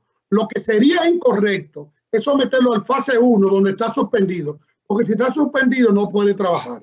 Y si está trabajando y no está suspendido, en teoría, si está trabajando, deberían, a menos que haya un acuerdo, pagar el salario completo. Entonces el trabajador pudiera reclamar el salario completo si está trabajando y el empleador supuestamente lo suspendió y no está pagando el salario completo. Muy bien, siguiente pregunta. Un empleado se chequea en el programa FASE y le dice que no califica para el mismo. Le dice que está en otra nómina de otra compañía que no es la que él está trabajando actualmente. ¿Su empleador debe pagarle su sueldo completamente? No. Javier. Habla de un empleado que está en otra nómina. Si está suspendido, lo que pasa es que si estaban en varias nóminas, el sistema coge, no sé si la mayor, el que tiene el mayor salario, y ahí le paga ese 70%. Entonces, yo como empresario que te suspendí, los efectos están suspendidos. Yo no tengo la culpa y yo no tengo que pagar tu salario completo, sino que te acojas a fase por la otra empresa que tú trabajas. Lo que tienes que hacer es verificar si tú trabajas en varias empresas, que todas te sometan a fase para que no te quedes fuera de ella. ¿Nadie más quiere responder? Martín. Yo quiero aprovechar esto, porque yo creo que no lo abordamos. Si un trabajador está suspendido, por su empleador y el empleador lo sometió al Ministerio de Trabajo, no tiene que reclamarle nada a su empleador con respecto al FASE o no.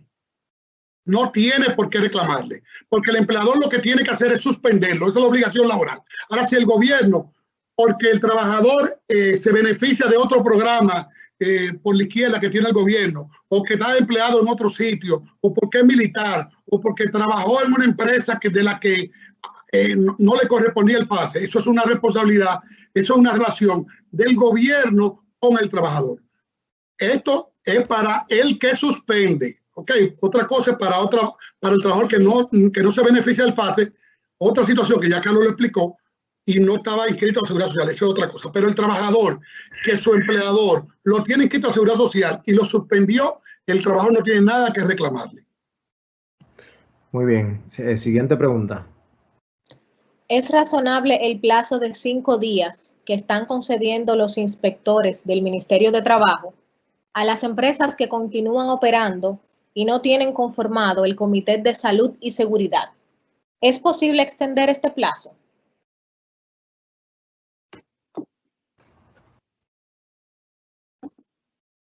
Se refieren al plazo de 5 días que están concediendo los inspectores del Ministerio de Trabajo a las empresas que continúan operando y no tienen conformado el Comité de Salud y Seguridad, si el plazo se puede extender. Yo creo, vamos a poner un sistema que un día reponga pues, Javier, Carlos, porque Carlos es dura más para responder. Carlos, ¿tú quieres responder esta? Fíjese, el que tiene la respuesta es el Ministerio de Trabajo. Yo pienso que sí. Mi respuesta lógica es que sí, que los 5 días no son suficientes. Hay muchos factores envueltos. Estamos en cuarentena, el periodo de emergencia. Pienso que no es suficiente. Ya yo hablé en mi intervención inicial sobre la necesidad de masificar y hacer accesible las certificaciones de higiene y seguridad laboral. Eso para mí, con la época post-COVID, cobra un valor preponderante, porque es que lo que sucede es que ya el ambiente laboral va a ser distinto. Ya hay que tener más, ya esa certificación de higiene cobra valor, importancia. Entonces, hay que hacerla accesible al tipo de empresario dominicano, que es car wash, salón Juli, minimal que Jun Yang. O sea, esas son gente que no puede pagar 100,000 pesos ni 150,000 pesos para estar certificado. Entonces, se exponen a demisiones y a demandas. Entonces, el artículo 729 del Código de Trabajo es claro. La gratuidad, el principio de gratuidad rige en la relación laboral, en todos los trámites judiciales, administrativos, documentales. Por tanto, en el próximo otoño, cuando todos los ministerios hacen su presupuesto, que ya vamos a estar en la época post-COVID, el Ministerio de Trabajo tiene el deber de poner hacer un presupuesto de esos gastos de auditores, asesores, para que lo asuma el ministerio, para hacer una labor social, porque el derecho laboral es un derecho social, para que alcance a los trabajadores y estemos en un ambiente laboral. Estoy repitiendo lo que dije en mi intervención inicial, pero creo que es importante eso en la época post-COVID. Perfecto. Muchas gracias, Carlos. Hacemos una siguiente pregunta. Una suspensión por encima de 90 días no desnaturaliza el espíritu temporal de esta figura. En principio sí. En principio sí. Un hecho que viene y crea que una de las dos partes no pueda cumplir, o las dos no puedan cumplir su obligación, o suspende o termina el contrato de trabajo.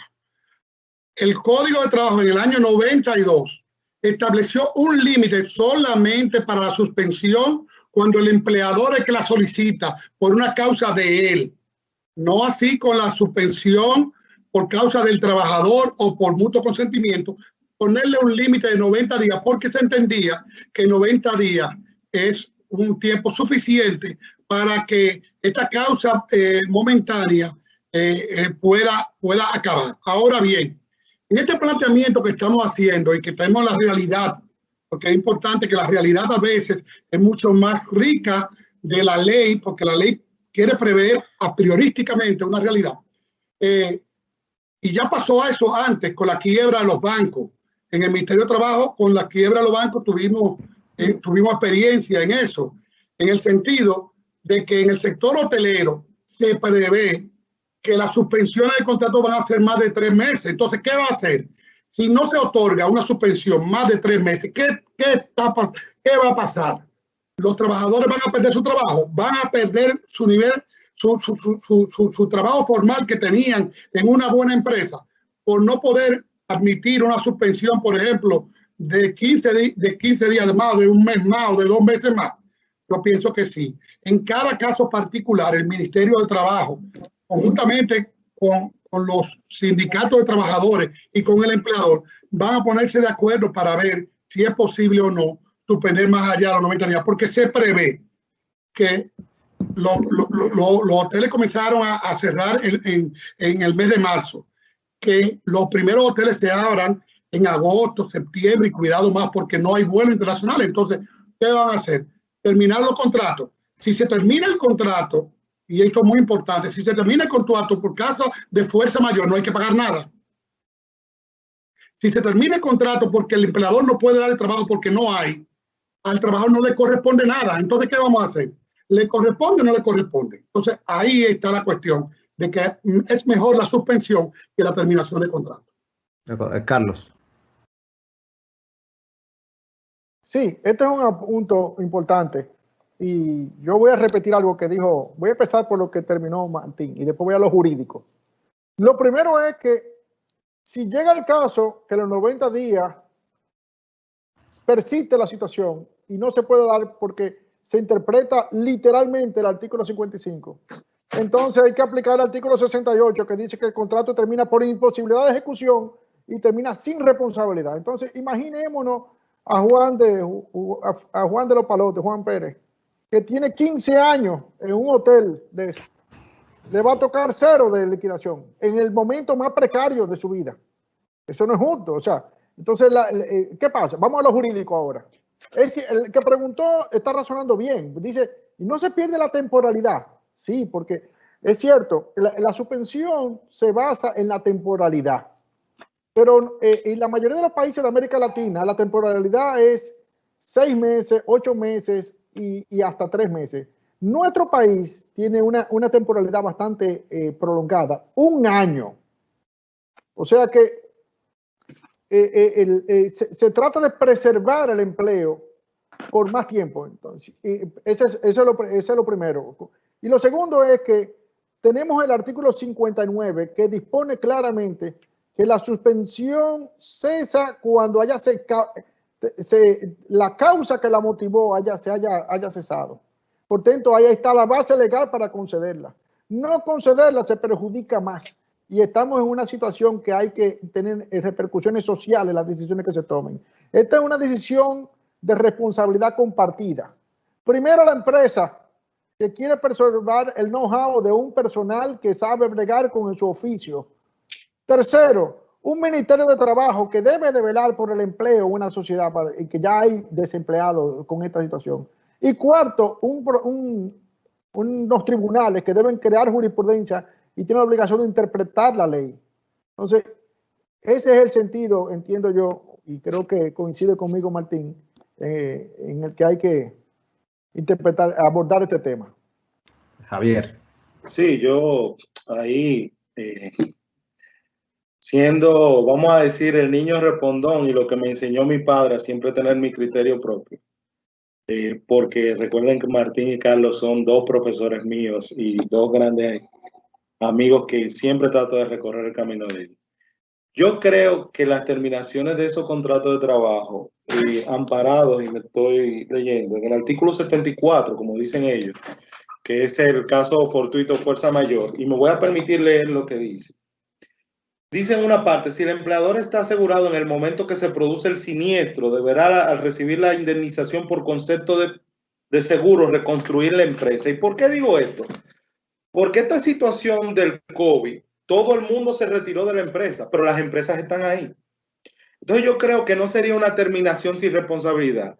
Yo creo que más bien lo que vamos a ver es una avalancha de solicitudes de reducción de personal, amparados en el artículo 82 ordinal 5.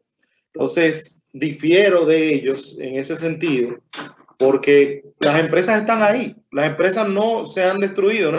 Si bien es cierto que hay una situación económica bien fuerte, prefiero asimilar una parte de lo que ellos dos dicen, y es que vamos a extender las suspensiones. Es mejor extender las suspensiones que terminar sin responsabilidad, como ponía Carlos un ejemplo de una gente que tiene muchísimo tiempo laborando. Ese es mi criterio, que creo que lo que vamos a ver es una avalancha de reducción de personal en los hoteles, por ejemplo, o en otros sitios, porque si bien es cierto que vamos a reactivar, como dice Martín, en agosto, septiembre, la gente por el mismo miedo, no va a venir. A lo mejor vamos a tener nosotros que como dominicanos apoyar esa industria y tratar de no salir del país. Martín, para finalizar con esta pregunta y seguir con la siguiente. No, está bien. No, perfecto. Bueno, la siguiente pregunta. ¿Qué pasa cuando una persona tomó sus vacaciones antes de la cuarentena? ¿Están estas suspendidas? No sé si puede responder Martín. En nuestro país, lo que hemos visto es que en nuestro país la parte de las vacaciones no es tan desarrollada como en otros países. En principio, cuando nos preguntaron a nosotros, ¿se puede dar vacaciones con la cuarentena? Hay un principio en derecho del trabajo que es el disfrute real de las vacaciones. ¿Qué significa esto? Que el trabajador que tiene sus vacaciones tiene que tener la oportunidad real de disfrutarla. Por lo que, si en medio de unas vacaciones el trabajador se enferma, se interrumpen las vacaciones. Ese es el principio que hay en Venezuela, está en Colombia, está en España, pero en nuestro país no está establecido en la ley en ese sentido. Nosotros vimos que el Ministerio de Trabajo, buscándole una forma, lo que denominamos un bajante, para que el trabajador suspendido no se vaya sin recursos, el empleador le diera sus vacaciones para que pudiera recibir el dinero de vacaciones y que por lo menos el dinero del salario de vacaciones lo tuviera. Entonces, con el caso de ella, yo le puedo decir, bueno, sí, tú estabas disfrutando las vacaciones. Si fuera una legislación internacional, se interrumpiera las vacaciones, pero el dinero de las vacaciones te la pagaron a ti. Entonces, al pagar el dinero de vacaciones, lo único que ella puede reclamar es el descanso. Entonces, ¿cuándo va a reclamar el descanso? Lo va a reclamar después que terminado el contrato, ¿ok? Cuando después terminado el contrato va a reclamar el descanso y simplemente le van a fallar que descanse 6 días porque ya el salario de vacaciones se lo pagaron. De acuerdo. Una pregunta importante que quiero hacerles es la relacionada con el tribunal, el tribunal o los tribunales competentes en el tiempo post-coronavirus. ¿A dónde va a ir la gente? ¿A dónde deben ir los abogados a enfrentar las situaciones que se van a presentar con los trabajadores luego de finalizado el estado de emergencia? ¿A los tribunales laborales? ¿A los tribunales, al tribunal administrativo? Bueno, si es un conflicto, primero los tribunales laborales. El tribunal laboral es el tribunal natural. Está el artículo 483, o sea, que establece, es el tribunal laboral. Habrán casos excepcionales que se podrá ir al TCA, pero básicamente es el tribunal laboral. Si hay alguna duda, no veo, porque lo veo muy claro eso. Podría plantearse la duda en el sentido de que la suspensión va a ser dada por un acto administrativo del trabajo. Entonces, probablemente si se va a demandar la nulidad del acto. Mira lo siguiente. La Suprema Corte de Justicia en 1971 estableció una jurisprudencia que decía que era el tribunal laboral. Esa es una jurisprudencia que no es compartida por los dos maestros clásicos del derecho laboral dominicano, don Lupo Hernández Rueda y Rafael Alburquerque. Tampoco es compartida por la Corte de Casación de francesa. La premisa principal por la cual debe ser, de acuerdo a la Corte de Casación francesa y a esos dos maestros, debe ser porque el acto es un acto administrativo, el acto es del Estado y la pugna es con el Estado que le ha denegado eso. Entonces, no es un particular. Esa es la opinión del maestro Alburquerque, la opinión del maestro Hernández Rueda, la opinión de la Corte de Casación. Yo sé que Martín, que estamos viendo acá, no está de acuerdo, pero yo estoy diciendo que mi opinión, la de esos dos señores y la de la Corte de Casación francesa. Vamos a escuchar a Martín ahora cómo va a rebatir a esos. Bueno. Martín, no es con Carlos que va a pelear. No, sí.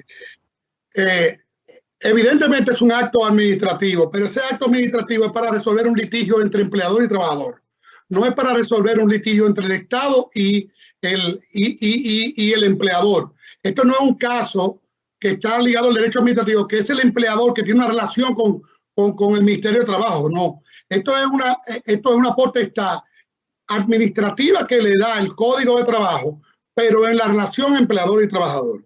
Por eso, cuando hay esa discusión, yo, a diferencia de Carlos, yo oí a Carlos eso hablar el otro día y no estaba de acuerdo y ahora lo puedo manifestar. Yo estoy de acuerdo que el que va a conocer eso es el Tribunal de Trabajo. El Tribunal de Trabajo es en una demanda al empleador, ya sea el trabajador o el empleador, porque ¿quién es que va a demandar? Puede demandar el empleador porque le negaron la suspensión, o el trabajador puede demandar al empleador porque no está de acuerdo con esa suspensión. Y el último que va a decidir eso es el juez laboral. Así como lo decide el juez laboral en caso de que, por ejemplo, a un sindicato el registro sindical no se lo reconozca, el Tribunal de Trabajo que va a rechazar el registro sindical. Entonces, igual que esto, el tribunal que cancela los registros sindicales, yo entiendo que es también el Tribunal Laboral, por el tipo de conflicto que hay. Alguien añade también si podría entablarse una acción de amparo, tomando en cuenta que lo que se vulnere sean derechos fundamentales, o sea que añade otro elemento relacionado con la jurisdicción. La jurisdicción, pero la jurisdicción, el amparo siempre tiene que ser en el tribunal que más fin tiene, y el Tribunal Laboral, evidentemente, la gran mayoría de los derechos de los trabajadores son derechos fundamentales, la gran mayoría. Normalmente cuando estamos ante demanda de los trabajadores, estamos delante de demanda de salario, y reclamar salario es reclamar un derecho fundamental, por lo que pudiéramos utilizar, y eso nunca, yo no he visto, no sé si los compañeros han visto, pero yo no he visto demanda, pero se pudiera utilizar el procedimiento establecido para los procedimientos constitucionales para estas demandas de reclamación de derechos fundamentales laborales. De acuerdo, siguiente pregunta. ¿Pudieran referirse al proceso de reestructuración y liquidación de las empresas post-coronavirus respecto de los trabajadores? Esa se la vamos a dar a Javier, que tenemos un ratito que no lo escuchamos. Bueno, lo que yo decía ya es una cuestión más mercantil y de la ley de reestructuración y liquidación, pero yo lo que veo en el aspecto laboral era lo que yo decía ahorita. Si bien es cierto que van a terminar muchos contratos, como dicen Martín, y por causa de fuerza mayor, por el hecho de que a lo mejor va a haber hoteles que no van a abrir, creo que lo que va a existir después de esto es una reestructuración del personal. Más que nada, porque vamos a tener hoteles que la infraestructura está ahí, van a estar operando, van a estar dando el servicio, pero tienen personal de 400 personas, pero el alojamiento le va a bajar a un 25%. Entonces van a necesitar a lo mejor 100, 150 trabajadores. Van a tener un hotel que tiene a lo mejor 15 plantas, va a necesitar 3 o 4. Entonces, lo que yo veo que luego de esto, no es que va a haber va a haber quiebras, sí, pero ya eso es una cuestión mercantil. Pero dentro del área laboral, que es lo que estamos hablando aquí, lo que yo veo es que va a haber una reducción de personal, porque va a haber muchos empleados que no vamos a necesitar, por ejemplo, en ese caso de los hoteles. De acuerdo. Seguimos entonces con la siguiente pregunta. En el teletrabajo, ¿quién asume el costo de equipamiento de los trabajadores? ¿El costo de la luz o del internet? Bueno, ahí está esa pregunta que es la papa caliente. Voy a seguir contestando. Ahí hay ciertas cosas. Hay en varios estados, por ejemplo, que lo que hace es el mismo gobierno da una subvención a las empresas para que manden a teletrabajar.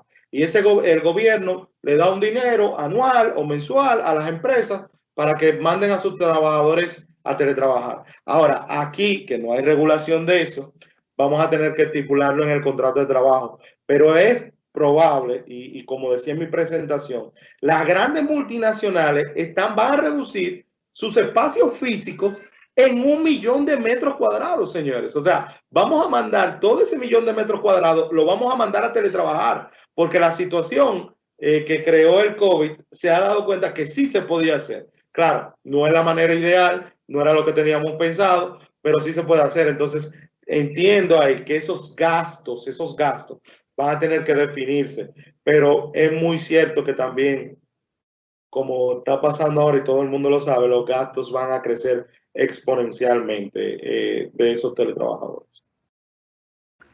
Bueno, Carlos y luego Martín. Sí, aquí el experto que ha surgido en todo esto en teletrabajo es Javier Suárez, pero yo me voy a permitir hacer un comentario por deducción lógica.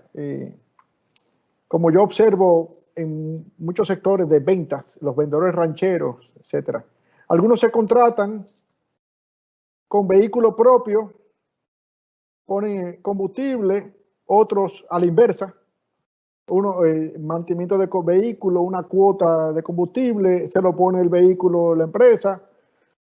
Entonces, yo pienso que con eso del teletrabajo jugará mucho en juego la oferta y la demanda. Y como todo en el mercado de oferta y demanda, se impondrá lo que prevalezca. Supongo que como estamos en un mundo del post-COVID y ya el teletrabajo viene con fuerza, las primeras ofertas que resurgirán será, mira, yo te ofrezco, pero entonces en la evolución del servicio teletrabajo comenzará a tomar peso el cobro de la factura eléctrica, que va a ser mayor, el cobro de todo, o sea, hay una serie de cosas que se van añadiendo. Entonces, en la evolución del tiempo, ya nadie se va a dejar contratar por teletrabajo, sino con una cobertura que cubra eso. Y al final vamos a estar, como en el caso de los verdaderos de rancheros, que no hay ninguno o muy pocos que ponen el vehículo, sino todos, si ponen el vehículo, le ponen mantenimiento, combustible y todo eso. Eso es mi parecer con esto del mundo del trabajo. Va a ser algo que en principio va a ser sujeto a negociación. Posteriormente, irá definiendo la jurisprudencia de las cosas.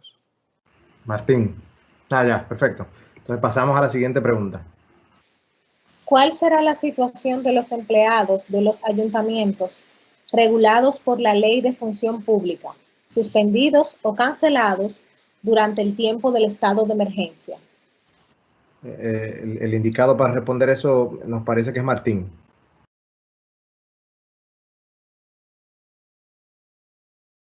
El micrófono, Martín. Ahí, perfecto. Esto es de derecho del trabajo, esto no es de derecho administrativo. Yo, como tengo implicaciones políticas, no quisiera como meternos mucho en eso.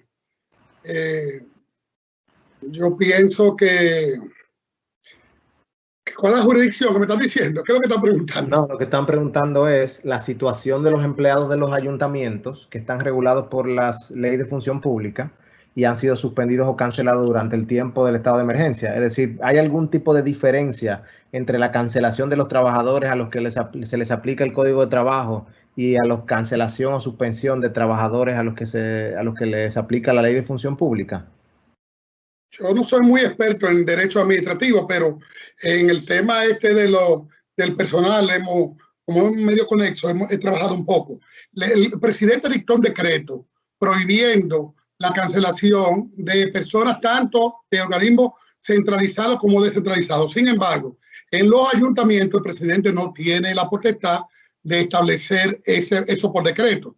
Por lo que si es los ayuntamientos, yo pienso que pudieran haberlo cancelado, pero no sé si ya están establecidos, se han establecido las normas y lo hicieron debidamente, porque la cancelación de un empleado debe ser primero oírlo y hacerlo cumplir todas las normas que tiene que ver la ley de relación entre la administración y las personas, que debe primero oírla, entregarle por escrito y todo esto, que yo no sé si eso se ha cumplido totalmente. De acuerdo. Muchas gracias. Siguiente pregunta. A raíz de la cuarentena y las suspensiones por parte de las empresas, la gran mayoría puso a firmar a los empleados documentos donde los inducían a no demandarlos y o a no reclamar ante los tribunales. Muchos firmaron inducidos, casi obligados. ¿Qué acción debe tomar el trabajador una vez finalice la cuarentena?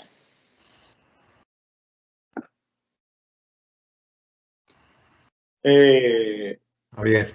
Bueno, voy a responder yo porque por orden de mi presidente. Bueno, hay que ver qué tipo de acuerdo fue que se firmó, porque si fue un acuerdo de suspensión, a lo mejor están viendo la cosa como no es, porque si te suspendieron y te pusieron a firmar la carta donde te comunican la suspensión, bueno, pues eso no es nada grave. Hay que ver el documento per se para uno entender básicamente qué es lo que están diciendo, pero yo entiendo que si es la suspensión en sí misma, no hay ningún problema ahí. Y cualquier cosa puede acudir al tribunal si entienden sus derechos vulnerados, pero si es la suspensión per se, entiendo que no hay mayor problema. Carlos, quiere decir. La pregunta no se refiere a la suspensión. ¿Tú puedes leerla otra vez, la pregunta, Dariel? Se está refiriendo en el caso de las empresas que suspendieron a sus trabajadores. Y bueno, como lo plantean es que se inducía a firmar documentos donde se inducía a sí mismo a no demandarlos y a no reclamar ante los tribunales. Es decir, que se entiende como una empresa que obligó a los trabajadores a firmar, específicamente no se explicita qué tipo de documentos, pero dice que en aquellos en los que se obliga o se acepta no demandar a las empresas. ¿Qué acción debe tomar el trabajador una vez finalice la cuarentena? Mira, por empezar, me parece muy extraño ese documento. Aquí los tres que estamos acá tenemos mucha experiencia asesorando en esta área y no me parece eso no lo había visto, o sea, no me parece que sea tan frecuente como alude quien pregunta. De todos modos, como ya la pregunta está y parece ser que alguien lo hizo, no me parece que tenga validez. Es decir, normalmente cuando una persona renuncia a algo, es a partir del acuerdo transaccional que existe en materia civil, el 2052 y siguiente del Código Civil. Yo recibo algo a cambio de, pero entonces yo te voy a suspender y tú me renuncias a esto. O sea, no me parece que sea algo de preocupación. Siempre el juez laboral tiene un papel activo y puede examinar de qué se tratan las cosas y juzgar. Martín, sí. Lo que sí, y acotando lo que dice Carlos, lo que yo creo que pudo haber sido es que esa persona la sacaron, le pagaron sus prestaciones y le hicieron firmar un recibo de descargo. En ese recibo de descargo normalmente dice que no se puede demandar. Si es así, que a la persona le terminaron el contrato, le pagaron las prestaciones y ella firmó diciendo eso, ella, aunque alegue que la hicieron firmar de maldad, en principio sí es válido el caso de firmar un recibo de cargo. Lo otro, como bien dice Carlos, estoy totalmente de acuerdo con él, que si otra cosa que pusiera a firmar, pareciera que no es válido. Bueno, muchas gracias. Siguiente pregunta. El trabajador que previo a la presente suspensión de su contrato se encontraba en medio de una licencia médica, debe beneficiarse además del programa Fase 1. Martín. Si está suspendido por una licencia médica, ya está suspendido el contrato. Por tanto, cuando el empleador no debía someterle la suspensión. Lo que sí yo he visto que algunos empleadores han querido beneficiar a sus trabajadores y a pesar de que están en licencia médica, que están recibiendo el pago por la CISARRIL, lo han querido suspender y meter por el FASE. Eso es indebido porque significa que está recibiendo dos bonificaciones, una por la CISARRIL, por la enfermedad y otra por el FASE, pero yo he oído casos de ese tipo. Pero en principio no se debe suspender porque ya está previamente suspendido. De acuerdo, ya que prácticamente estamos finalizando la ronda de preguntas. Hay una que no queremos dejar de hacer relacionada con casos de maestros de colegios. Pienso que se podría asimilar algunas de las respuestas que se han dado antes, pero como la han formulado, nos gustaría ver si concretamente se le puede responder. ¿Cómo manejar el caso de maestros de colegios que no fueron acogidos en el programa FASE y a su vez los administradores no cuentan con los fondos completos para pagarles porque los padres no están cumpliendo con el compromiso de pago? Bueno, para empezar, el contrato, el COVID-19 impone la suspensión de los contratos y prácticamente se va a dar la concesión, de hecho se ha dado la suspensión.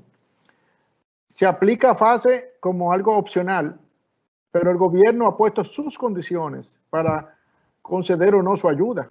Es el gobierno el que, yo creo que ya Martín lo dijo aquí, en principio, salvo casos que yo mencioné en mi intervención introductoria, el que le negaron FASE y está suspendido no es responsabilidad para el empleador.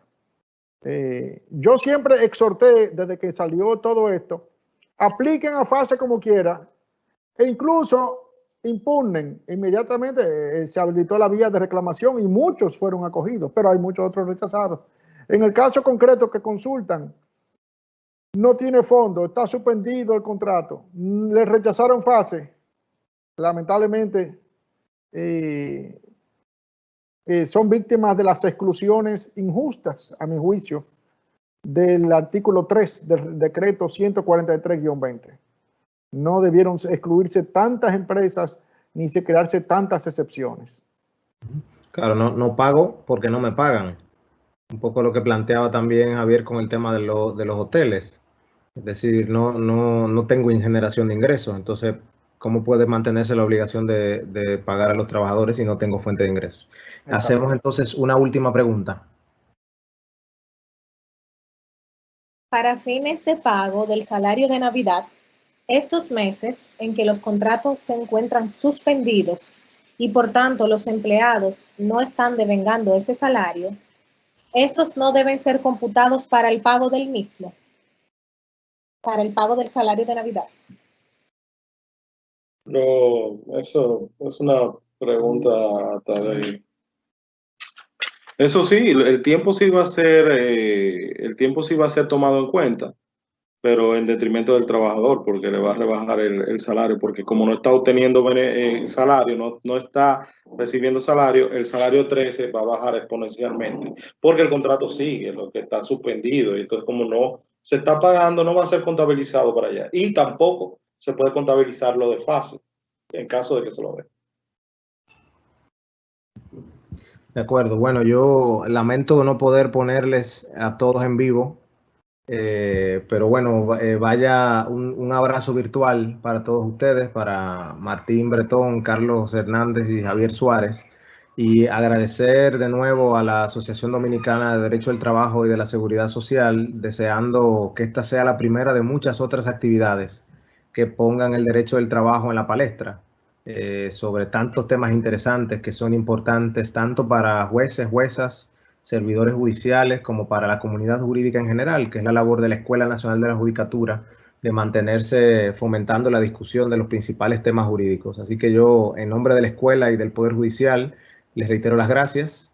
Las gracias también a los más de 1.200 inscritos que tuvimos al curso y unos 600 asistentes. Nosotros nos comprometemos a remitirles la grabación de este interesante conversatorio que va a ser colgado, como decía al inicio, en el canal de YouTube de la Escuela Nacional de la Judicatura. Así que muy buenas tardes, muchísimas gracias de nuevo a nuestros panelistas, laboralistas, y la escuela está a su orden. Gracias. Gracias.